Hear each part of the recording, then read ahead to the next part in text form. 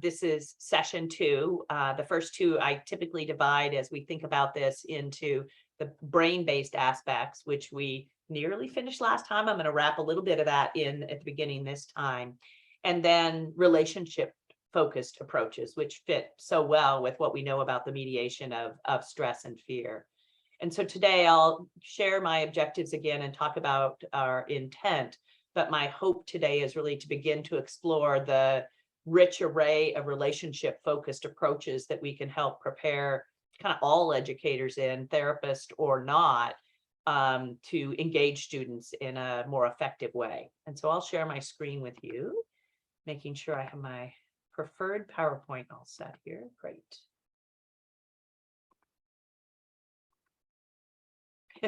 Didn't want to accidentally show my ankle. Here we go.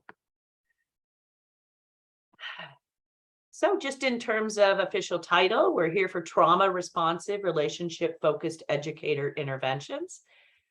Everyone will notice that I've chosen to paste a graphic today about the 5 domains of post-traumatic growth, because in most ways for me, when we think about trauma responsive school interventions, it's how we best promote resiliency and in fact growth after the experience of trauma or stress. And given the last couple of years, I think post-traumatic growth is really more important than anything else. And I can certainly come back to that. This is just a simple graphic that I grabbed that look at those 5 domains of growth, and I'll touch on those as we talk today. So as I shared with you all previously, we have 3 primary objectives. This first being describe how relationships impact stress management and PDG, or post-traumatic growth. The second being to explain how early adverse relational experiences impact student relationships and learning. And number 3, to describe at least 4 trauma responsive strategies that can be used with traumatized students. And once again, I'm interchanging trauma informed, trauma sensitive, trauma responsive, trauma integrative, lots of different terms. But for the sake of today, I'm incorporating all of those notions of trauma informed in that. So let's dig in a little bit to relationships and how they manage and mediate the stress response. And then we'll look a little bit about promoting post-traumatic growth within the relationship. So we talked during our first session about the primary role that fear has in development. And in fact, as we talked about in the previous session, we know that fear is the primary way that our entire brain is shaped in terms of processing and structure. And that has been, over eons of time, the successful folks in fear management are the ones that were able to deal with that and get out effectively. And second to that, as we can all imagine, babies born into the world are utterly dependent on the caretaker response in order to stay alive. Baby infants can't be resilient by nature. They don't have the functional capacity to do that. And so, yes, relationships, just like fear, become this primary shaper in the brain. And furthermore, as we talked about in the previous session, because we know that the brain is going to develop in a sequence and a hierarchy, right, bottom up and inside out, the very first parts of the brain and early brain development happening are with regard to management of stress, fear, and how to attach in relationships. So all of those things are completely intertwined in terms of our neurofunctioning. I'll share just little snippets, as I did before, about Bruce Perry's neurosequential model of education, or neurosequential model of therapeutics. I found it a really nice and sophisticated way for us to think about what happens with adversity. And one of the first things that we're reminded of is that adversity in and of itself doesn't become toxic stress unless there isn't a balance of relationships that are able to buffer that experience. And so even when I'm doing evaluations of students in NMT at this point, I'm looking over the course of history with increasing focus and salience on those early years, given rapid brain growth. And then throughout our lifespan, where is somebody at? What is the ACEs or adversities happening? And then what during that same period of time are the relational buffers that we're able to provide? I probably like this slide more than anybody else does, but in any event, I really like it because it tells us more than you would think about how to regulate children and ourselves. And we really go back to that survival notion that the ultimate place of safety ever is in utero, right? All your needs are met in terms of a safety perspective: food, temperature, rest cycles, etc. You're in that awesome little bath of amniotic fluid, sloshing around, having a beautiful somatosensory experience. There's a rhythm to the way that the rocking occurs in utero. And simultaneously, what's happening is mom's heart's beating, right, in a particular rhythm. So we have both this rocking motion and this beating of the heart that begin to be early associations with regulation, safety, etc. So the body begins to actually release neurotransmitters that kind of mimic Valium, if you will. They allow us to tolerate frustration and not flip our lid when we don't get our needs met in an immediate kind of way. And as I'll talk about today in relationships, the best way to get somebody in a place of safety is to get the body back to remembering a place of safety. And we do this naturally in all kinds of ways when we're just talking about little kids, right, you guys? And so when babies are born, we recreate that sloshing by rocking them in that kind of rhythm.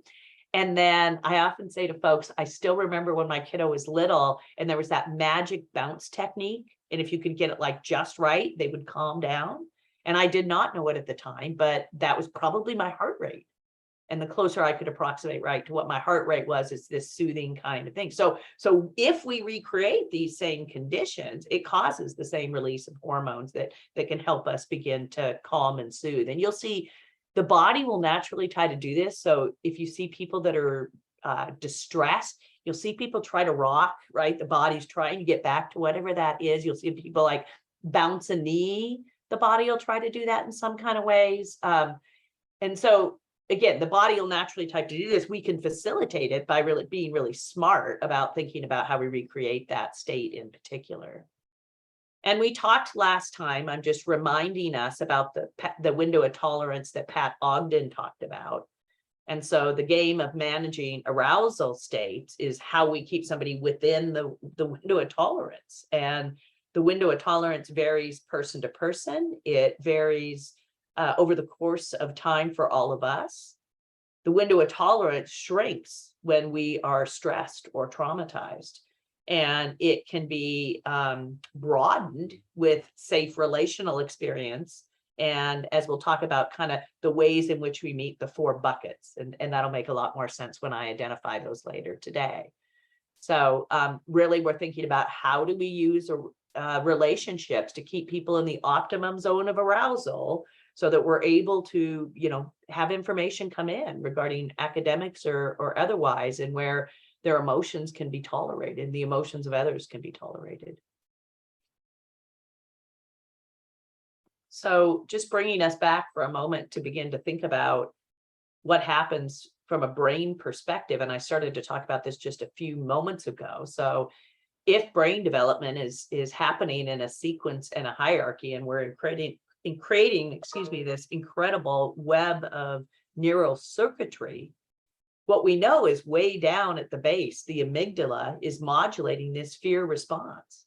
And as the attachment system that I'll talk about in a minute begins to form, then those get woven together. And so primary caregivers, as you see, begin to form this central axis, both of our early learning, but most importantly, how they made us feel, right? Moments of distress, how they made us feel, et cetera. And we carry that forward into further relationships. So as Louis Cozzolino talks, yeah, thank you. Cassie, so I was just thinking about what you just said, is that what we remember is how somebody made us feel. And I've heard it said many times that, like, throughout the course of your life, you may not remember what a teacher taught you, but you will remember how they made you feel. Yes. And I'm wondering, even at older ages, is that still the case? Is there like a neurological reason why we associate that? Or like, because you're talking about babies and like infant development at that point, Yes. but yes. But is does totally that true. back up words? Yes, I love that question. And here's the case, right? That, and we started on this a little bit at the beginning, that in terms of state dependent functioning and in terms of memory, the more stressed we are, or if we feel really fearful, so certain heightened levels of arousal that take us outside of that window, then memory also begins to shift. It shifts away from this prefrontal hippocampus kind of memory where you're having a narrative or a video of what happened in that situation. And it goes to this much more primitive way of remembering, which is called emotional tagging, right? It's implicitly based. It's like the sensation, the feeling, the emotion that you have in that same moment. And often we remember both the sense we had in that relationship, but we also remember the content better in that kind of way, right? So there's a few things that happen, but throughout our lifetime, that's going to be true. And we can, and that's why we can have one like super negative experience with an individual, and it can be stressful enough to us, especially if there's a power dynamic that's in play, then we'll carry that forward. And sometimes it's not like you recognize it. You just have this gut response. Like, I don't know what it is. I just don't feel good about it. Awesome question. Yeah, totally true. Emotional tagging is super powerful. I still have it about math. I was joking with teachers this week about it, right? And as much as it's here in my head, I still have a gut reaction, and a lot of it is early responses to how I did in math, the way people, treated that subject and the level of stress that got associated with it. That's really interesting. So, I mean, in a negative way, a student that has a negative attachment or relationship with a teacher that in which they don't feel safe could actually then, you're saying, be associated with that subject matter, and then Absolutely. and then that could lead to learning problems in that okay, the tangled web we weave. I'm going to make a slide with that name. I'll steal that. I love that. Thank you. Any other questions or comments, you guys, as we're paused? Okay, great. Anytime.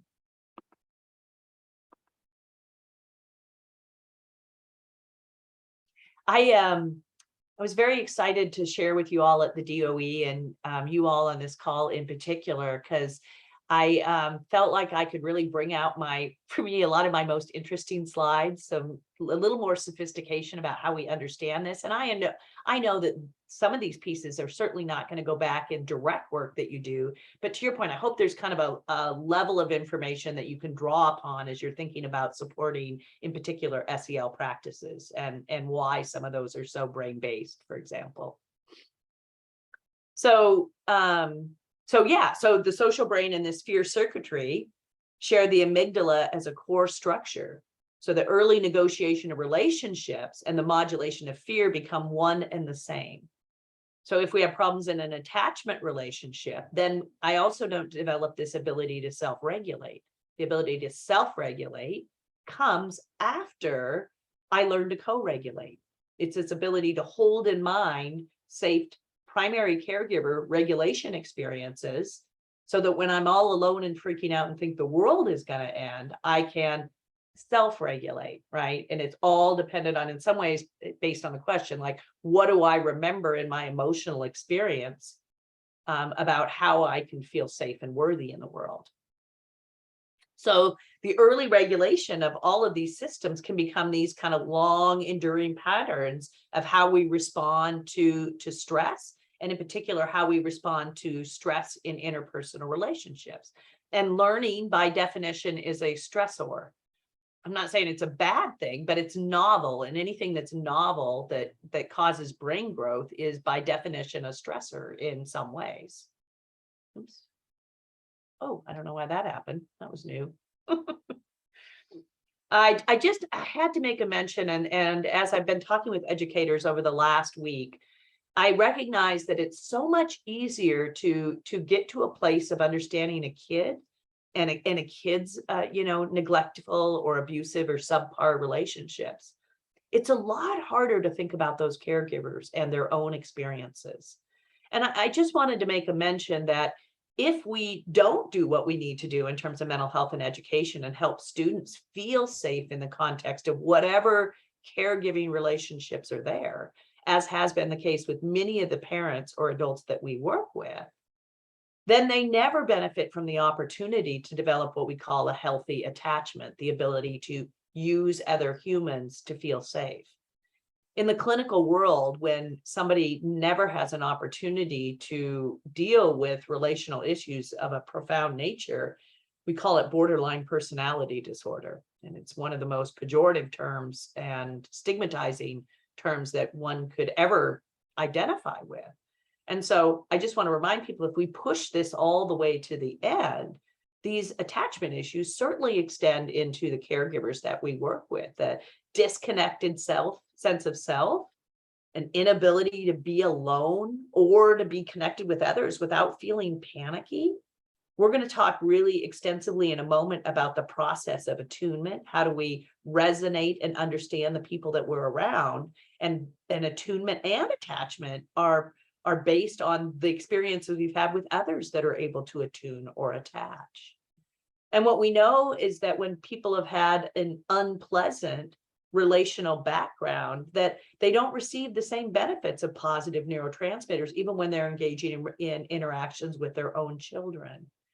So you guys were all reminded that teachers like all of us and mental health providers like all of us are not immune from these kinds of early experiences. It's important just to kind of think about what that means for caregivers, for teachers, and for kids when we think about how that's going to hamper their interpersonal relationships, social skills aside, and I'll come back to that. One of my favorite quotes of all time, no joke, is from Dan Hughes, who's an attachment psychotherapist, psychologist. And he said this phrase: "A child's safety and self-concept are developed by what they see in their caregiver's eyes." Really powerful as a parent and a teacher, frankly.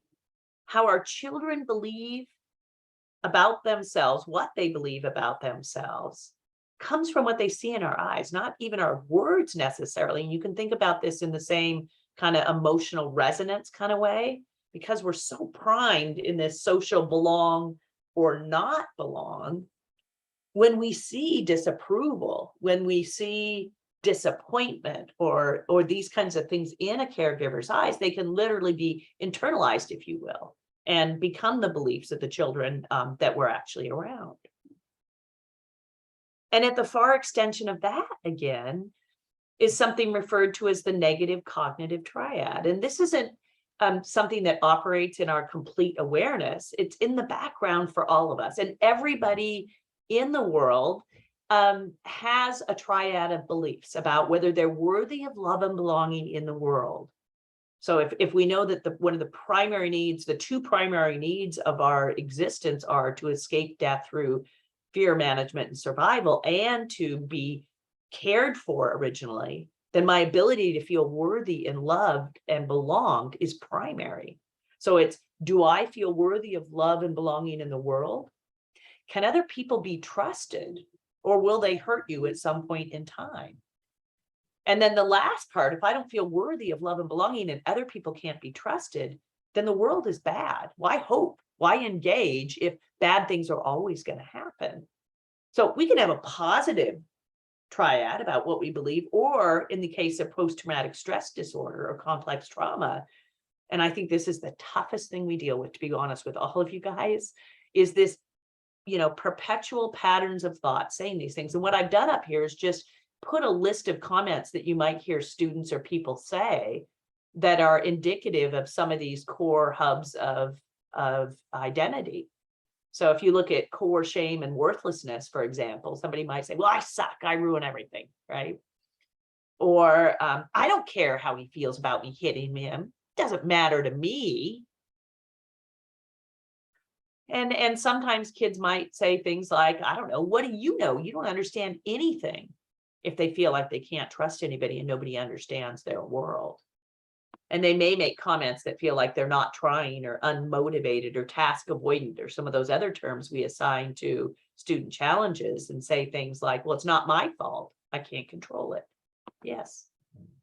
I was just thinking, like, I've known people who've had all of those, young people, adults, but I think what we tag them with, as so we say, is depression, that this, and so, but you're saying that this is also a trauma response, that it can, or it's all linked, but it's interesting. Like, I guess, the follow-up question is, how do you, a triangle is a very strong structure, structurally, Yeah.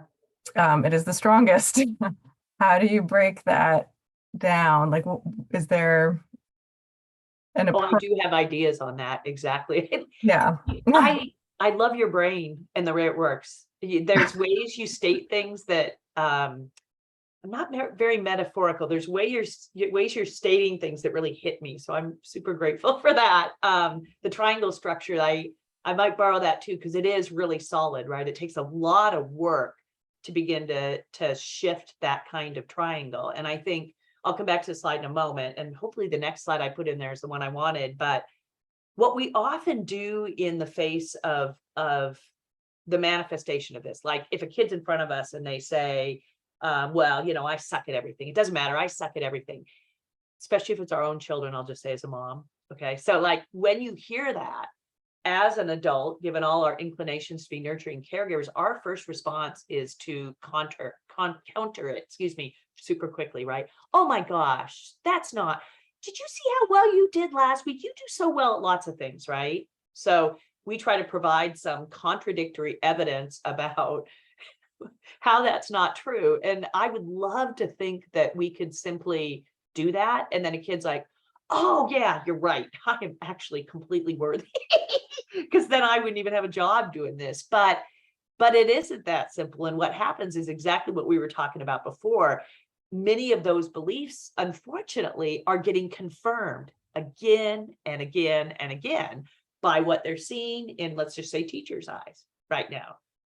You're not trying, you don't have the intelligence to do it, you're not motivated. And so as they're picking up on that, it is confirming this negative cognitive triad. So what if we did something different? It's all, in my mind, change as a psychologist, let's just go broad at this point, is about reflection. That's how we transcend. You make connections about what drives your behavior, right? So that you are able to have intentionality.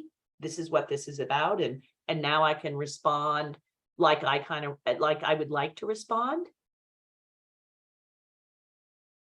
So how do we help somebody know that, right? Not let it drive their life. And so I'm often encouraging people to step back. And I'll talk next time about the trauma responsive framework, which I just spent 3 days working with a school and training them, and it was awesome. So what if we just highlighted that? So let's just stay with that. And I said instead, oh my gosh, I had no idea that you think you ruin everything. Well, no wonder you don't want to come to my class. I'll tell you what, I'm just going to stick around no matter what. I had no idea that's how you felt. That would be so hard. Just let it be, right? Because that, recognizing, right, that when I try to do math, I feel worthless. And I say lots of things to throw people off of it, because there's nothing like a sense of worthlessness. All of us will do anything in our might to stay away from that because of what we talked about. It's just right at the core of existence. I like that question, right? So yes, we can absolutely, and if more people do it, you don't have to be a therapist to be therapeutic. If more people were willing to do this, the quicker those things begin to change, because you have this repetition of a different understanding of what it is that neurons that fire together wire together. I now have a new interpretation or a meaning of what that means, which allows me to do something different. And I'll give a benign example for myself that hopefully will make this hit home. I was adopted at 4 days of birth, not from foster care, but I was adopted. And when you're adopted at 4 days, those very first attachment experiences I've come to learn and understand are really important to some of these early safety experiences. I'll tell you, it took a lot of relationships and good therapy to know what that thing is. It's not awful in my life. It is a thing that is there. And once I could kind of place it, I quit picking relationships and making decisions based on that feeling that was much more emotional tagging and had nothing to do with who I am or how I wanted to function. That makes sense, you guys? Yeah. Yeah, I like the idea of, instead of, that's that simple kind of nugget of, instead of countering immediately a negative, because it's just going to bounce off of the person, because you're not acknowledging what they're saying. Right. You're saying that they're wrong, which reinforces the fact that they feel like they're always wrong. Exactly. Right. Oh, I don't even have that right. I don't even understand myself, Yeah. which is what's this primary problem already with having a sense of self, as we've been talking about. You nailed it. You totally nailed it. But the reason we do it, I might add, is it's super uncomfortable for us. So we say something that frankly makes, and I'm not picking on us, I do too, like makes us feel better. Oh, no, that's not true at all. And people, it's like, well, why would you just highlight the bad? I'm not. Like, it's their internal experience. It just is their internal experience. And I want them not to sit in that alone or have it be outside of their awareness if there's something they can do. So I think the next slide will be provide the disconfirming experience. But if not, that would be the counter slide. How do you provide the disconfirming experience? And then I'll show some language. If I didn't do it here today, I'm happy to talk more later about what I would say. How would you use some language to highlight that? I provided one example today. Any other questions or thoughts about that, anybody? Oh, I'm having so much more fun today than I thought when I've had such a long week. And then I just so enjoy talking to you guys. Thank you.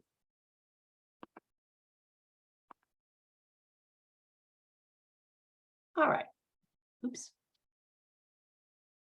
Oh, maybe that isn't where I went next. That's okay.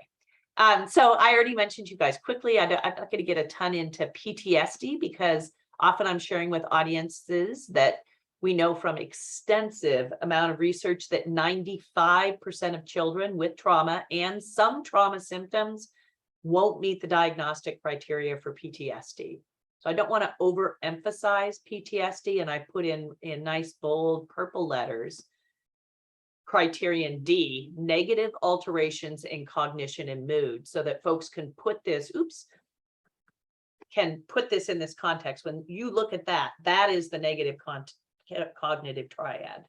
And we spend a lot of time with schools focused on how do we avoid, look at C, how do we avoid A, intrusions? Well, if you have PTSD, by definition, you're going to have intrusive memories and these kinds of responses. So I'm encouraging us to think about how do we also address these negative alterations in cognition and mood. So I was looking forward to sharing with you guys today Bruce Perry's notion of the intimacy barrier. So I talked earlier about adult attachment disorder. Not really a diagnosis, I made that up instead of borderline personality disorder. The intimacy barrier refers more broadly to how we respond to interpersonal situations and our level of comfort with closeness. So you could think about physical proximity, you could think about emotions, you could think about intimacy. All of those things are tied in terms of how comfortable we are with people getting close to us. And we all have a different intimacy barrier, and all of our intimacy barrier can change over time, and it can change with relational experiences, obviously. It's also state dependent. It can change with our level of stress, such that our intimacy barrier can either be stronger or looser when we feel particularly threatened or stressed out. But those people who have a really poor relational history, and you'll notice at this point, I'm not even using the word trauma. It doesn't have to be big T trauma. We're thinking on a whole continuum of relationships, those that tend to be poor or negative. So threat and intimacy can become connected with each other, right? So when I begin to feel intimate, I begin to feel threatened in the same kind of way. So that maybe the things that we do to engage somebody or ways in which we act nurturing might trigger, if you will, these same emotional tagging, learned responses of how I feel when I'm close. So I just did a little graphic here to help us think a little bit about the intimacy barrier. And I think I saw a chat come up. I think I mentioned before, so I'm not very good at chat. Well, let me describe the intimacy barrier and then I'll come back to what was put in the chat after that. You're welcome to unmute and interrupt. I can't I think hardly hear. Stephanie was just saying she'd be right back. She had to step away for a second. Oh, that's super helpful. Thank you. Okay, so here's the intimacy barrier. What you see on the left-hand axis is somebody's history of relational interactions, going from neglectful and threatening all the way down to responsive and nurturing. And then on the bottom, what you see is the nature of the interpersonal interaction. Is it casual? Am I smiling at somebody on the street? All the way up to an intimate relationship, a best friend, and a lot of close sharing of emotions, or an intimate, sexual relationship, whatever those are. And there is kind of a diagonal relationship, right? That that we might cross. So how close is the relationship,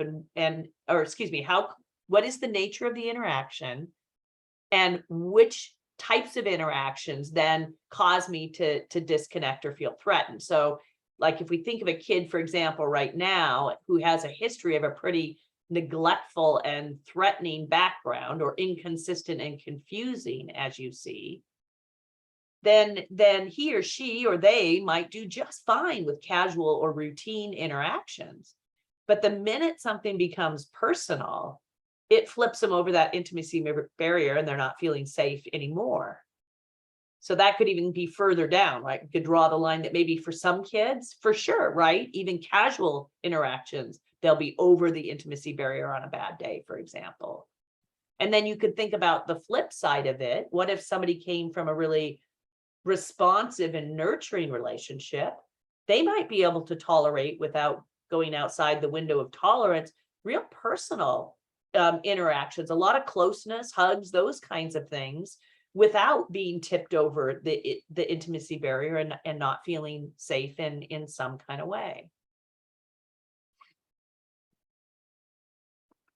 So I'm going to obviously make a transition, and it was like 40 minutes to convey a whole lot of information about attachment. And I mean, you guys know, we could spend the next week all day long going through what attachment is. And I've tried to pick some things out for you all that I think are really relevant to education and for the teacher-student relationship and understanding what that means. While clearly knowing there's just a host of information that we could be talking about that I've elected not to include today. So before we segue into thinking about some of these relational buffering activities, are there any questions or comments about neurobiology of attachment so far?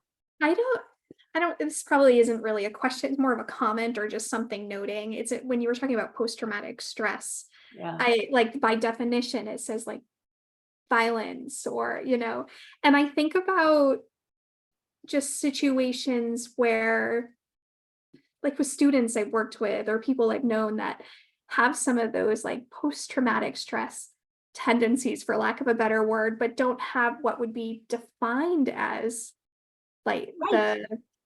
so it's just something noting, which I So find is much really of it. interesting. And we use that term so freely in our society too, which I don't know. It's just something that I've been thinking about processing since seeing that slide.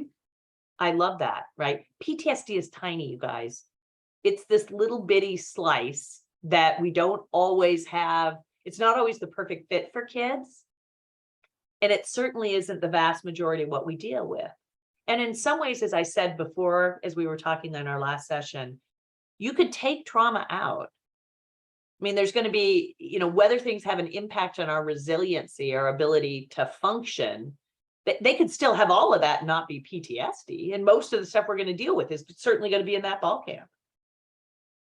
And as you were referring to, yeah, there's a lot of variability. The same experience, we talked about orchids and dandelions. Same experiences could have very different impacts on people. We can't make an assumption. Yeah, and it's just interesting because it like how people react to different experiences in their lives, and some people react in such a way, like you see a lot of these adverse reactions based off of their experiences, and maybe they didn't have a lot of violence in their life, but they're just they're not coping well for whatever that reason is with their experiences. Yeah, I sometimes I feel it's so weird because I didn't do prevalence. I didn't do a lot of impacts. We're like super scalping into where we're at. And so often I am talking about, I took them out for today, stress, vulnerability. And again, there's like a range of sensitivity or vulnerability to stress and trauma, all that whole continuum. Some of it is just there's biological variability. Some of it is that we know through epigenetic processes that the experiences of our caregivers can change our own genetic, it can change the way in which our DNA is expressed. So if I am a family, for example, who has generational experiences of poverty and or racism and or sexual abuse, you could put a host of things in there. Even if I'm not trying to sound not hopeful, but I'm just for the sake of the discussion right now. Even if I grew up in a context in which I was relatively free from that trauma or those stressors, I could still be more sensitive to any level of stress that's happening. And the seminal research around that looked at women who were in, just one of the examples, women who were in Nazi concentration camps subsequently had post-traumatic stress disorder. And then these longitudinal studies they've done. And then after they had resolved PTSD, subsequently become pregnant. And then they followed those children of those women who no longer had PTSD, but had it before from the concentration camps throughout their lifetime. And what they found is that those children, just to your point, were more likely to get PTSD than children who had not. That didn't happen in their lifetime, but there was a switch that manifests through through the ovaries and through cells and can create a sensitivity. And it's why I believe the extended ACEs pyramid is far more important to education in many ways. The way in which social determinants are impacting generations and populations, and the way things like systemic oppression build in societal or system impacts that further exacerbate what we already know is kind of this sensitivity to adverse experiences, right? It's like a double whammy in so many ways. Cassie, can you speak to that a little bit more? Because we look at, trying to build an equity focus into districts and, looking really systematically at disaggregated data by race and ethnicity. And can you speak to a little bit about how all of this, like this generational trauma, or racial trauma, historical trauma, there's different, monikers for it, of course, but can you speak to a little bit about like what are strategies that districts writ large can kind of consider as, as they're trying to build more equitable access and outcomes for different populations of students? I am literally have a slide about building equitable schools. So I'm smiling a little bit. It's like, I did that. I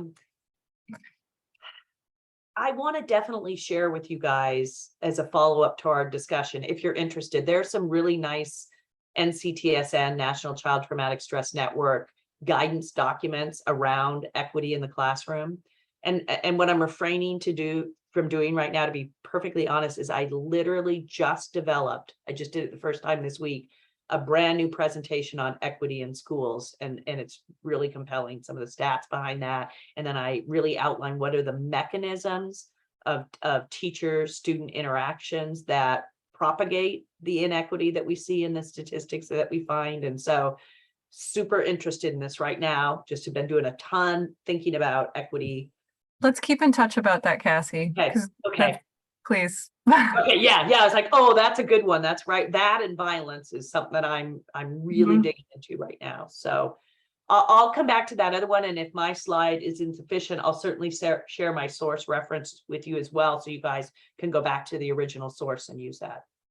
Okay, great.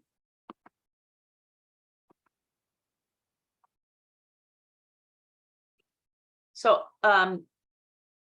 this is just a quick revisit. And candidly, you guys, some of it is I couldn't remember how far we got last time, and I want to make sure that a couple of these core concepts get followed forward. So by way of full disclosure, one of the primary things, and this is going to build on what I'm going to talk about with these relational interventions. So that's why I'm revisiting this right now. And so I'm using Bruce Perry's neurosequential model as a way to frame and understand 4 buckets of intervention. And the way we used this in our previous session was to talk about state-dependent functioning, to understand the way in which information gets processed and how to help students and teachers get up into the prefrontal cortex to access important academic learning capacities. And this brain model is a way to visualize the primary associative regions or developmental regions that help us to function beginning in a developmental and a sequence way, as you remember, from the brainstem up through the cortex. This is because it's fun, and I wanted to share with you this. I just did a really neat exercise with educators where they got a functional brain map and then a narrative vignette about the students' functioning in history, and then began to really look at interventions around this. But while we're going to be talking and focusing on interventions based on the 4 brain regions or 4 buckets, if you will, oftentimes I'm trying to remind us that history leaves a mark on the brain. So neurosequential means neuroarchaeology. How can we look across time when we know exactly what brain regions develop in particular times, and then take a look at, did it develop in a sufficient kind of way? Losing my words on Friday. Cassie, can you explain the color coding here? I will. Yeah. So this, again, I just thought it would be kind of fun for us all to look at one of these. This is an example, an actual metric brain map of a kid I did an evaluation on. And you've got your little brain bottom below to remind you. So let me do the first piece, and then I'll do the color coding. So at the bottom 6 little squares representing particular kinds of functioning align with the brainstem. And then the next 2 rows identify with the diencephalon and the cerebellum.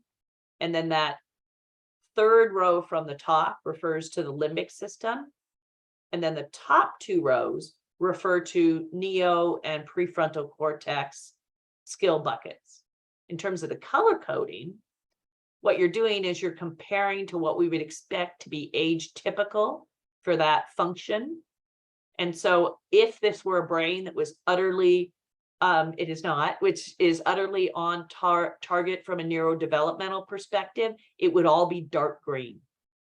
If it was a brain that had 0 functioning, it would all be dark red. And we're looking at variations of shade in between there. So dark green, light green, or yellow, orange, and red. So for example, there's no dark green on this particular functional brain map. We do see some light green areas around speech and communication, and then down around fine motor skills, for example. And we also see some really, developmentally impoverished areas, not uncommon for a kid with a lot of stress or trauma, right? Inability to modulate impulsivity, lack of development in belief and value systems, super higher order functioning, inability to delay gratification, not unexpected at all, given sometimes that lack of development. And as we talked about before, these bottom ones are really forming the structural foundation for the developmental pockets that lie above. But that doesn't mean if you have even pervasive issues as a child, as you see in this kid's brain, this kid is in residential treatment. It's not that it's all red, right? There's still what we call islands of competence. So a little Swiss cheesy. We're trying to figure out what are we going to draw on that could help this child be successful. So some primary orienting topics. So if we don't want someone to fall out of the window of tolerance, especially if it's a small window of tolerance, Bruce Perry talks about how do we make it unrelenting? And remember, stress and learning is a stressor. So learning new things is stressful, especially in school, and it makes it easier to fall outside the window of tolerance. So what we need to do is give the brain a dose and then give it some space. It needs some of these other buckets of activity to reset and come back to baseline so that we don't have it teeter all the time on the edge of the window of tolerance. Oftentimes, schools think about, I didn't create this slide yet, we'll talk about it in a moment, but I'm going to make a slide after today that says not just for stations anymore. I mean, to be really frank, having a sensory station that we're waiting for a child to be almost dysregulated and then sending them out independently on an inconsistent basis isn't nearly as effective to building these small regulatory breaks in throughout the course of the day between me and you guys, frankly, for the entire classroom, kindergarten all the way up through high school. It doesn't have to be an hour. It's like when you say, give me 3 minutes, I need to get up and move around because I have trouble focusing right now. So silly terminology, but Bruce Perry refers to this as dosing and spacing. How do we help people to apply learning and stressor and then do some different brain activity to get us back in the window of tolerance? And he also talks about the 6 R's. Again, I'm doing kind of broad, and then we'll come down to the buckets. And this is all based on really work around neurobiology. What do they know about brain growth? Both neurogenesis, the birthing of new neurons, which I will say they know that part of the time that the birthing of new neurons occurs, that happens through a brain region called the insula. I'm on a tiny tangent. It's okay. But it's interesting. So it's called the insula. It's in the social reasoning part of our brain. And when they've done brain scan research, they've noticed that when somebody's in a relationship where attunement's happening and they feel nurtured and cared for, that the insula lights up.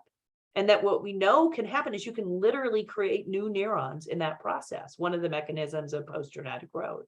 But then also what we're referring to is neuroplasticity, the ability to rewire new connections in different kinds of ways. And so you have to follow the patterns in many ways of what we know about how our brain originally grows. So it has to be relational. Somebody has to feel not in a down position or a threatened position in a relationship. It has to match where somebody's at. It has to be relevant, both in terms of development, but also in terms of content. And let me go back to what we said before. We want it to be emotional tagging, not negative, right? That it strikes a chord with an interest that's going to drive them through the really difficult things that happen. And that often has to be individualized. A learning activity, it has to be repetitive, and patterned activities help new neurons fire together.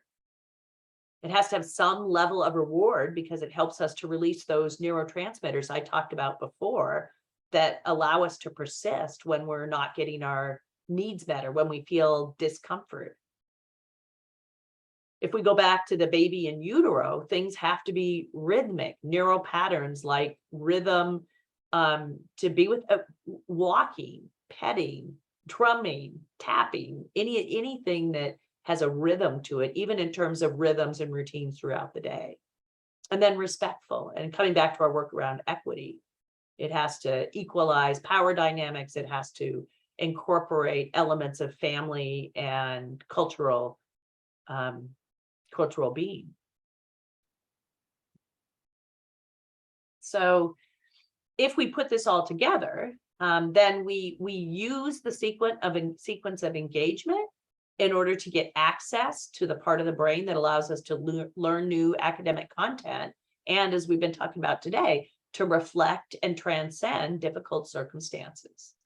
And at any moment of the day, any student, any teacher, any of us is bombarded with information. And not just out here, all this sensory information that we're trying to take in and integrate and make use of. We're also being bombarded, and I think we forget this with attention issues, we're being bombarded with somatic input from our external experience that we're trying to make sense of.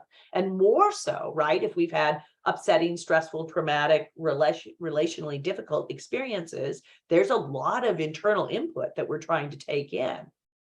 And it's got to make through the safety gateway. Just think there's kind of a gate for each of these. If I don't feel primarily safe, if I'm threatened in some kind of way, I can't even move up to a place that I can begin to pull into the window of tolerance, regulate that next block. if I can feel safe enough, and then I can get in a place that I'm inside the window of tolerance, then I'm now connecting with another person. I'm not in a defended state. And I'll talk later. It's some of human neurobiology is it's, dominant or vulnerable, approach or avoid. In some ways, some of that dichotomy. So now I'm in an approach, I connect with you. And those are the most fertile grounds that we have. This connected, regulated way for us to enlight the ability to reflect and have higher order functioning. And so I say to people, like, we're working the sequence of engagement. You're trying to figure out for yourself and other people, where are we at with this, and what's going to be the most effective to get us all the way up the ladder into cognitive functioning. Unfortunately, what happens is we spend so much time up there, right? People are spending so much time to get people to stay in this reflective mode, and it's just not sustainable given what we've all been through, or certainly the reality of what we're talking about in trauma, for example. So you'll naturally begin to develop these 4 relational supports or buckets of intervention if you align those with each of the 4 brain regions: safety, regulation, belonging, and meaning making.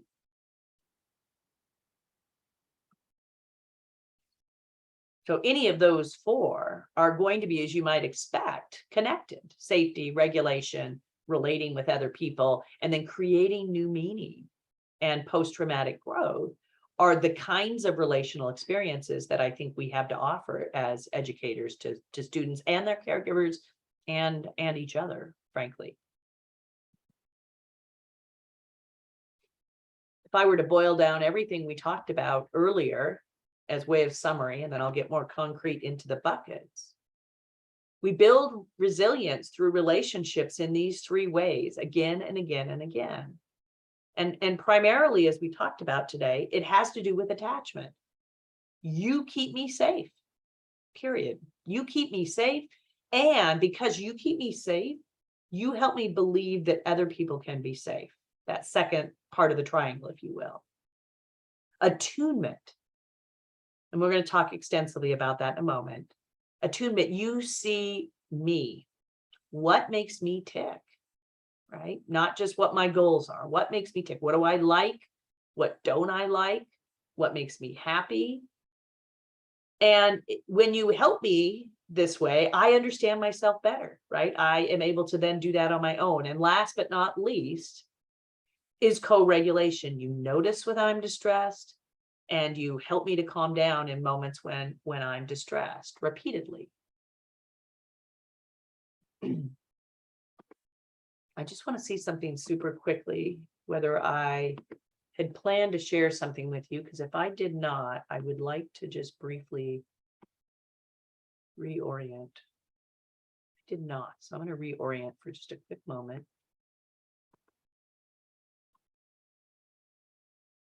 Coming back to you all. So it's 10:02 and we've been listening for an hour. I want to tell you one more little thing about attachment, because I think you all will find it just kind of a useful background information that I didn't include in my slide deck. And then if we need to, we can have a minute or 2 to get up and move around in the vein of regulating. Okay. So I'm sorry that I don't have my fancy little slide set for this, but I just want to say to you all, there's a lot of people trying to figure out attachment, because we know that it is the root of effective functioning, and it can be the disorganized, right? Disorganized attachment is the precursor to so many issues around, criminal behavior, abusive behavior, all of the things that as a society we're really trying to address. And so in particular, people would like to figure out, how does somebody get a disorganized attachment? And there's a number of different attachment patterns. I'm sure you guys are familiar. You can be anxious, ambivalent, and all other kinds of things. I'm not super worried about that with us today or otherwise. There's 2 I want us to think about. Number 1 is a secure attachment. And as I've said before, what that means is I am able to use another human to feel safe.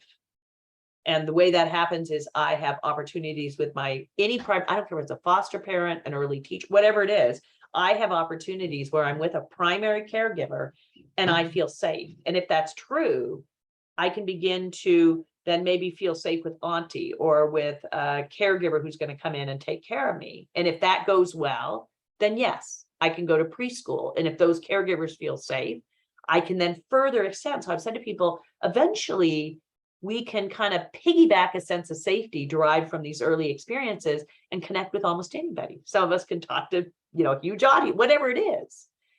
But this ability to feel safe is all built upon all these other micro experiences that I felt with primary caregivers. If I don't have those early on, then I don't develop this ability to feel safe with another human. That's called a disorganized attachment. And it means I have no way of going about getting my needs met when I am distressed. And research estimates, you guys, indicate right now that about 50% of Americans have a secure attachment. If you look out there, it might explain some of the fear and threat, right? And divisiveness and issues. No commentary, just saying.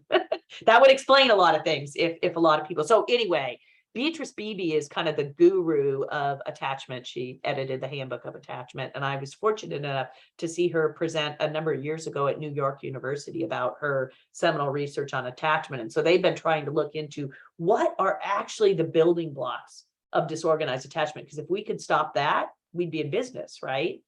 So they show, yeah, please. Is this also the root of introversion and extroversion? So a lot of people talk about the temperamental quality of shyness. And actually, there's a lot of interesting debate right now about how temperamental shyness may or may not fit with attachment. If we're thinking in the normal developmental range right now, suffice for today to say we're talking about two different things. I can be temperamentally, think about the intimacy barrier. Temperamentally, I can have a more, and that's shy in some kind of ways. Now, I've never thought of it that way, but now that we're talking about, right, some ways shy means my intimacy barrier is very, very low. It's super hard to feel comfortable. And so we're all going to range in a comfort with that. I was just thinking the new perspective on the shy kid potentially. I think it's both. And as we all do, you think about your own children and where they fall in that. I probably would place myself in the extrovert category. I don't know why, but it seems like that might fit quite well. That's my Myers-Briggs anyway, where I would say my kid would definitely be an introvert. And I would say that hopefully is a temperamental characteristic that make us quite different in our experiences in the world, trauma aside.